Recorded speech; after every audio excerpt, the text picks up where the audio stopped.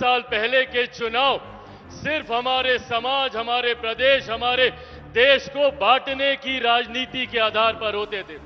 ऐसे विवादित विभाजनकारी मुद्दों को उठाया जाता था जिससे समाज में बंटवारे की राजनीति को साधा जा सके। भले वो धारा 370 की बात हो, भले वो राम मंदिर निर्माण की बात हो या विमेन रिजर्वेशन बिल की बात हो, आज हमारे प्रधानमंत्री जी ने तमाम एकजुट हो जाए, एकत्रित हो जाए तो हमें आगे बढ़ने से कोई नहीं रोक सकता।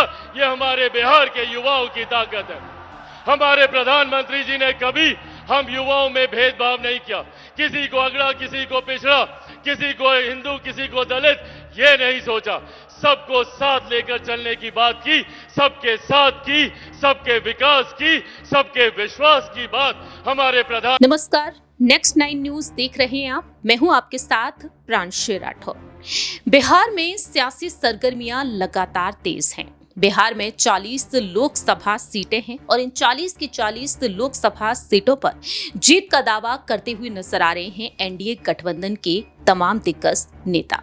बात की जाए देश के प्रधानमंत्री के बारे में, देश के प्रधानमंत्री बिहार दौरे पर इन दिनों नजर आ रहे हैं। बीते 2 दिन पहले ही वह बिहार पहुंचे थे, अपने प्रत्याशी के समर्थन में रैली करते हुए नजर आए, जनसभा को संबोधित करते हुए नजर आए।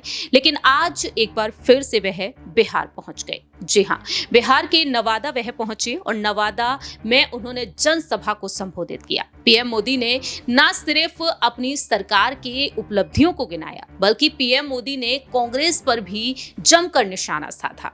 और इस दौरान देखा गया कि न सिर्फ पीएम मोदी ने एक शानदार भाषण दिया, बल्कि दूसरी ही तरफ पीएम मोदी के सामने कई अहम ऐलान करते हुए नजर आए बिहार के मुख्यमंत्री नीतीश कुमार। लेकिन नीतीश कुमार से पहले लोजपा प्रमुख चिराग पासवान भी भाषण देते हुए नजर आए। चिराग पासवान का वो भाषण इस वक्त सोशल मीडिया पर छाया हुआ है। किस तरह से कार्यकर्ताओं में जोश भरते हुए नजर आए चिराग पासवान, सुनिए जरा चिराग पासवान ने क्या कुछ कहा। हमारे परम आदरणीय प्रधानमंत्री आदरणीय नरेंद्र मोदी जी मौजूद इस सम्मानित मंच पर बिहार प्रदेश के हमारे मुख्यमंत्री आदरणीय नीतीश कुमार जी मौजूद इस सम्मानित मंच पर हमारे गठबंधन के तमाम वरिष्ठ नेतागण मौजूद, यहाँ पर मेरे प्रधानमंत्री जी के मंत्रिमंडल के तमाम साथी, मेरे मुख्यमंत्री जी के मंत्रिमंडल के तमाम साथी मौजूद, यहाँ पर हमारे गठबंधन के तमाम पदाधिकारी साथियों, आज जहां एक तरफ देश में लोकसभा चुनाव की शुरुआत हो गई और महज 12 दिन के बाद प्रथम चरण के चुनाव का मतदान होना है, ऐसे में आज का ये दिन हम सब के लिए बहुत महत्वपूर्ण है। आने वाला चुनाव निर्धारित करेगा हम लोग के आने वाले 5 साल का भविष्य।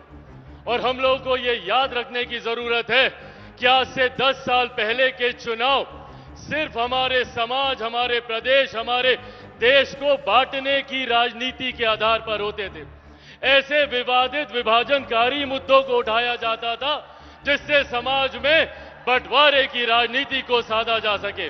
भले वो धारा 370 की बात हो, भले वो राम मंदिर निर्माण की बात हो या विमेन रिजर्वेशन बिल की बात हो, आज हमारे प्रधानमंत्री जी ने तमाम इन मुद्दों का समाधान करने का कार्य किया।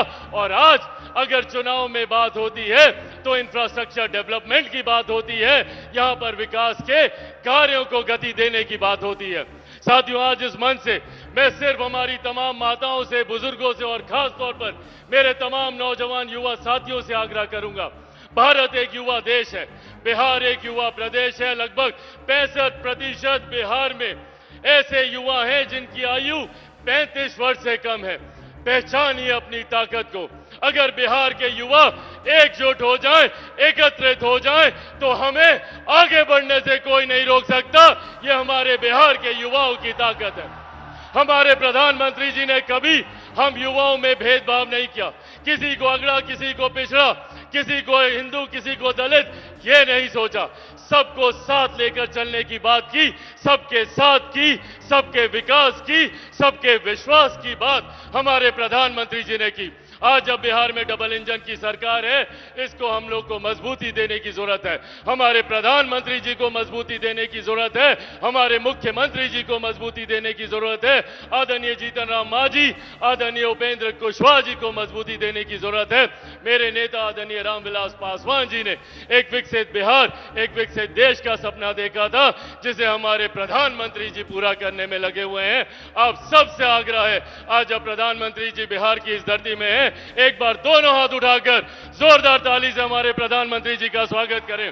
आदरणीय नरेंद्र मोदी जिंदाबाद, एनडीए गठबंधन। आपने सुना कि आखिरकार किस तरह से चिराग पासवान युवाओं में जोश भरते हुए नजर आए। चिराग पासवान जो पीएम मोदी के हनुमान कहे जाते हैं और लगातार वह पीएम मोदी के समर्थन में वोट के लिए अपील करते हुए नजर आ रहे हैं। मालूम हो कि एनडीए खेमे में चिराग पासवान की पार्टी लोक जनशक्ति पार्टी को 5 लोकसभा सीटें दी गई हैं।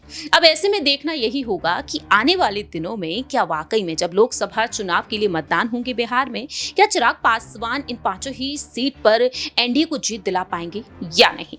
फिलहाल इस खास रिपोर्ट में इतना ही। बाकी की तमाम अपडेट्स के लिए देखते रहिए नेक्स्ट 9 न्यूज।